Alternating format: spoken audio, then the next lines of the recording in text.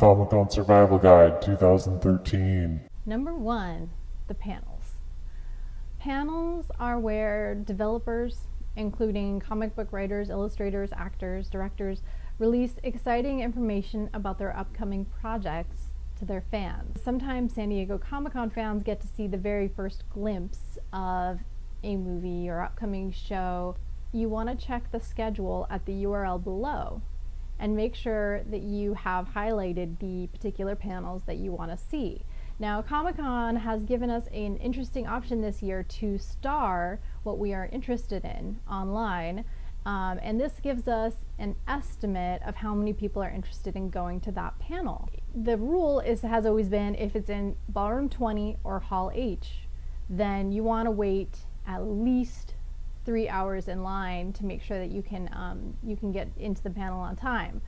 Now, be aware that there are some very high-profile panels this year, including the X-Files reunion panel with the original actors from the show, and Game of Thrones is visiting San Diego Comic-Con for the 3rd year in a row. Some tips for the panels: have some entertainment while you're in line. Try not to wear down the battery on your phone, though, because you will need it for Twitter usage, which I will go over in a minute. Some of the lines are in the sun, and it is San Diego in July, so pack some sunscreen or have a hat handy so that you don't get burned. There are some rules about line saving. There are also rules about camping or sleeping in line for a panel that will be the next day. So check the URL below, make sure that you follow all those rules. Number 2, the exhibition hall. I recommend that you check the map for the exhibition hall, which will basically lay out all of the booths, the names of the booths, the locations, and each booth will actually have its own 4-digit number or address that you can look up in your booklet. There are also scheduled times where actors and authors and all kinds of famous people will be doing signings in the exhibition hall. That is also going to be in your booklet. So if you want to get something signed, then be aware that you have to be there at a specific time. Number 3, food. The food in downtown San Diego is pretty good. There are a lot of amazing restaurants for all price ranges, all appetites. So keep in mind that the convention center food is not as good. It is expensive in most cases. It is pretty gross.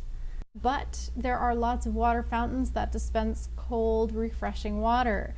Bring a water bottle and refill it often to prevent yourself from being dehydrated. Also, please check the link below for participating restaurants, since having the Comic-Con badge will get you a discount at all of the restaurants that are listed at that link. Lastly, there will be some food trucks like there were last year. I have heard that there will be a Elder Scroll themed food truck. They have a Facebook page. You can see that link below. Number 4, Twitter. Since Twitter is instantaneous and concise, it is one of the best ways to get tuned into what is happening at Comic-Con San Diego. For Twitter newbies, you can sign up on your phone. Make sure you have the Twitter app. For more advanced Twitter users, you can follow me at A Novel Intro. I retweet whatever I think is interesting or relevant.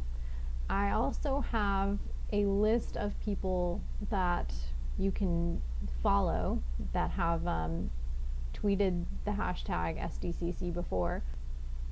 A tip about Twitter is that a lot of giveaways will use Twitter to basically have you enter their giveaway by you would tweet their hashtag or their @ symbol. Also, if you don't already have Foursquare, I anticipate that might be a big thing as well for giveaways this year.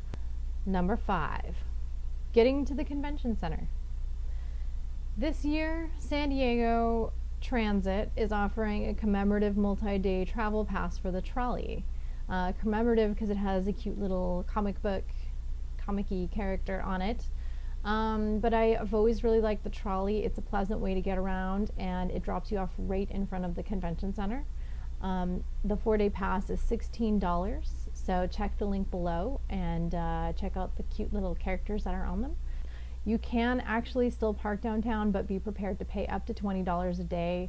It can be kind of difficult, so it's not always the best option. It can be kind of convenient, though, to have your car downtown. You may be able to take the shuttle, the official Comic-Con shuttle, which will run every 15, 20, or 30 minutes. It is probably the best way to get around Comic-Con just because it's free, and it goes back and forth very frequently.